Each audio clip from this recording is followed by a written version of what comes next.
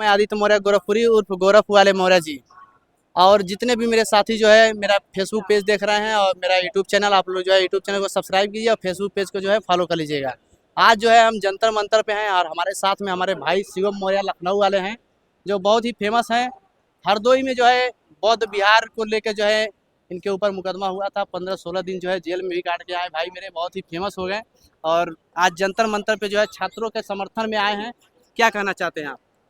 कहना ये चाहते हैं हम कि जो लोग सपोर्ट कर रहे हैं, अभी हम ये देख रहे हैं कि काफ़ी सारे लोग तो यहाँ पे आ रहे हैं, लेकिन जो साथी हमारे यहाँ पे नहीं आ पा रहे हैं, जैसे कहीं दूर बैठे हैं, तो यहाँ पे जो साथी आ रहे हैं उनके लिए खाना भेजा जाए। ये सबसे बहुत बड़ी बात है। ठीक है साथी। और मेन बात ये है कि कोई यहाँ पे भूखा नहीं रह रहा है। इतने लोग यहाँ पर लाखों की संख्या में लोग यहाँ पे आ रहे हैं, डेली आ रहे हैं, जा रहे हैं। लेकिन सबसे बड़ी बात ये है कि हमारे प्रधानमंत्री जी को 1 घंटे का 10 मिनट का टाइम नहीं है क्या करके बच्चों की मांग सुन लें। आप ये देखिए कि लाखों करोड़ों का खर्चा यहाँ पे वेस्ट हो रहा है, देश का संसाधन वेस्ट हो रहा है। प्रधानमंत्री 10 मिनट की लाकर के बच्चों की बात सुन ले कि वो क्या मांग रख रहे हैं। ये तो तानाशाही वाली बात कर रहे हैं प्रधानमंत्री जी हमारे। मतलब उनके पास देश विदेश घूमने के लिए समय है, पैसा है, संसाधन है, सब कुछ है, लेकिन बच्चों का 10 मिनट के लिए बात सुनने का समय नहीं। और बच्चे प्रधानमंत्री के विरोध में क्या क्या बातें कर रहे हैं, अनाप शनाप बातें कर रहे हैं, तो प्रधानमंत्री को जरा सा शर्म नहीं आती है। अभी प्रधानमंत्री कुछ दिन पहले रोने लगे थे कि हमारी माँ को गाली दे दिए। अभी जो बच्चे आपकी माँ को गाली, आपके पूरे खानदान को गाली दे रहे हैं, तब तुम्हारी हिम्मत नहीं है। एक तरह से आपकी वही हरकतें हो गई कि आप बिके हुए हैं। और किससे बिके हुए हैं किसी को बताने की आवश्यकता नहीं है। आप चाटुकार नेता हैं। अब यही बात विदेश में जाकर के आप कहते हैं गर्व से कि हमारा जो देश है सोने की चिड़िया कहला रहा, विश्वगुरु कहला रहा है। कैसा विश्वगुरु? आपके विश्वगुरु होने पर यहाँ के बच्चे मार खाने, लाठी डंडे से पड़ रही है। अभी 20 तारीख को कितने बच्चे यहाँ पर पीटे गए। ये ऐसे विश्वगुरु बनेगा? विश्वगुरु आप बना रहे हैं बच्चों को, मतलब आप विश्वगुरु बना रहे हो, बच्चों का पेपर लीक हो रहा है।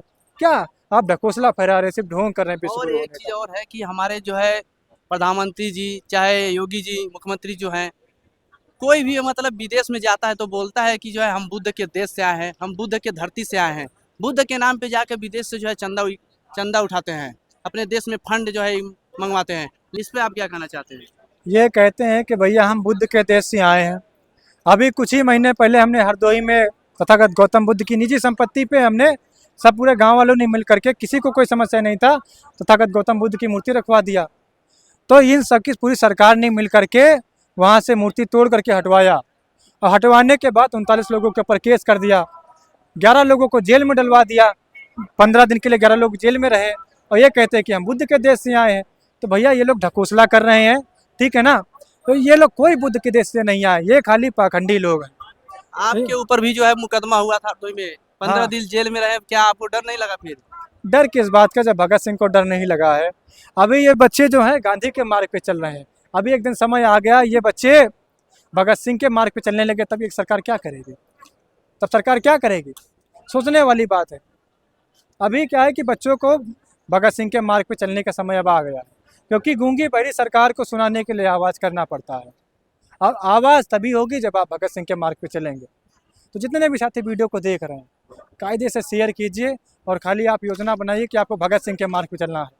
बाकी क्या करना है आपको बताने की आवश्यकता नहीं है, भगत सिंह का जो मार्ग था। क्योंकि आप जब तक कि गांधी के मार्ग पे चलेंगे, आप लाठियाँ खाते रह जाएंगे। आपको यहाँ पर कोई सुनवाई नहीं होने वाला है। वरना यहाँ पर लगभग 22-23 दिन हो रहा है बच्चों को बैठे हुए। सरकार को समय नहीं है, 1 महीने के करीब करीब हो रहा है आकर के, जबकि बगल में दिल्ली है भैया, बगल में ऐसा संसद भवन है, पार्लियामेंट है। आप डेली आ रहे हैं, 10 मिनट का रास्ता आकर के आ जाओ। लेकिन वो चाहते हैं कि बच्चे इसी में उलझे रहें, इन सब का भविष्य बर्बाद होता रहे। एक चीज और बताइए कि अभी हाल में जो है 2027 में करीब हमको लगता है कि 4-5 प्रदेश में जो है विधानसभा चुनाव होने वाले हैं। 2029 में जो है लोकसभा चुनाव होगा। तो आने वाले इलेक्शन में जो है इस प्रोटेस्ट का, जंतर मंतर पे जो प्रोटेस्ट चल रहा है, छात्रों का आंदोलन चल रहा है, इसका क्या प्रभाव पड़ेगा चुनाव के लिए? अभी आने वाले कुछ ही महीनों में, अगले साल जो 27 में है, यूपी में इलेक्शन होने वाला है। अभी क्या करेंगे ये लोग, पूरे बीजेपी सरकार मिल करके इस प्रोसेस को खींचेगी 2-3 महीने तक। उसके बाद ये जाएंगे राम मंदिर में, भैया हमसे गलती हो गई, प्रधानमंत्री जी हमारे ये बोलेंगे, और बोलने के बाद बच्चों क्या करके मांग सुन लेंगे और पूरा देश खुश हो जाएगा। पूरा यूपी खुश हो जाएगा कि हमारा प्रधानमंत्री अच्छा है, बीजेपी अच्छा है, दोबारा फिर उसी को जिता देगी।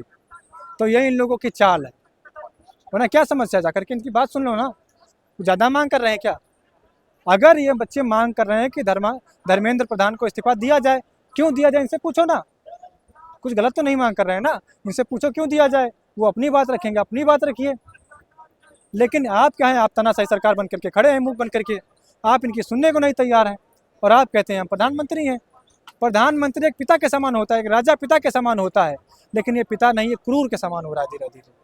पिता होता है, सहिष्णु होता है, आपका दयावान होता है, बच्चों के प्रति कठोर नहीं होता है, लेकिन इनका देख लो, बच्चों की पलाठी चलवा रहे हैं।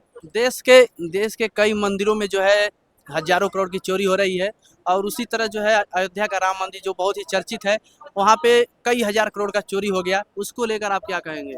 माननीय स्वामी प्रसाद मौर्य जी कहते हैं कि जो व्यक्ति अपने घर में चोरी होने से नहीं रोक पाया, वो क्या आपकी कुछ रक्षा कर पाएगा? बस सोचने वाली बात है, इसे में समझने वाली बात है। माननीय स्वामी प्रसाद मौर्य जी क्या कहते हैं कि जो व्यक्ति, जो देवता अपने घर में, अपने मंदिर में चोरी होने से नहीं रोक पाया, वो आपके सामान की रक्षा करेगा? आपकी रक्षा करेगा? नहीं कर पाएगा। साथियों, जब हम डकोसले के रूप में जाते हैं, वहाँ पर कुछ पैसा चढ़ाते हैं, मूर्ख बना रहे हैं अपने आप को। लूटने वाले कौन है, आप ये बताओ।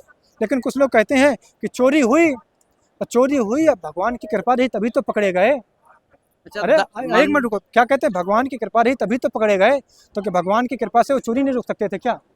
उन्हीं के मंदिर में, उन्हीं के प्रांगण में रेप हुआ, एक दलित बच्ची का रेप हुआ था अभी लगभग 1-2 साल पहले, और वो क्या कहते हैं, ब्लू फिल्म की तरह HD में देख रहे थे। क्या दिक्कत था उनको? क्या रेप होते नहीं रोक सकते थे क्या शक्ति नहीं थी? निकाल दे, तीर धनुष तो थी ना, मार दिए थे रेपिस्ट के, लेकिन बैठ करके ब्लू फिल्म HD में देख रहे थे। तो ऐसे हैं हमारे आप में, समझ सकते हो साथियों। अच्छा, ये बताइए, अगर मंदिर से दान पेटी को हटा दिया जाए तो सबसे ज्यादा तकलीफ किसको होगा? मंदिर से दान पेटी हटा दीजिए, सबसे ज्यादा तकलीफ किसे होगा?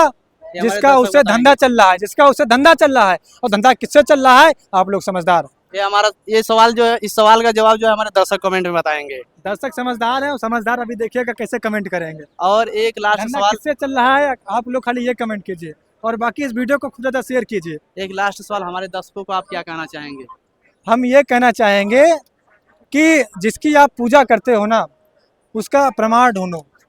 एक राजा हुआ, एक राजा सिर्फ अयोध्या का राजा हुआ, आप उसको इतना महान बना करके पूजा कर रहे हो, मतलब छोटी से अयोध्या के राजा का इतना बड़ा पूजा कर रहे हो, और जिसने अखंड भारत पे राज किया, और आप उसको भूल रहे हो। और जितने भी हमारे बहुजन समाज के लोग हैं, गर्व होना चाहिए कि हम सब सम्राट अशोक के वंशज हैं, उन्होंने अखंड भारत पे राज किया, जिसकी वजह से ये देश विश्वगुरु कहलाया, जिसकी वजह से ये सोने की चिड़िया कहलाया। तो हमें गर्व होना चाहिए कि हम सम्राट के वंशज हैं, सम्राट अशोक के वंशज हैं। जय सम्राट साथियों। बहुत बहुत धन्यवाद।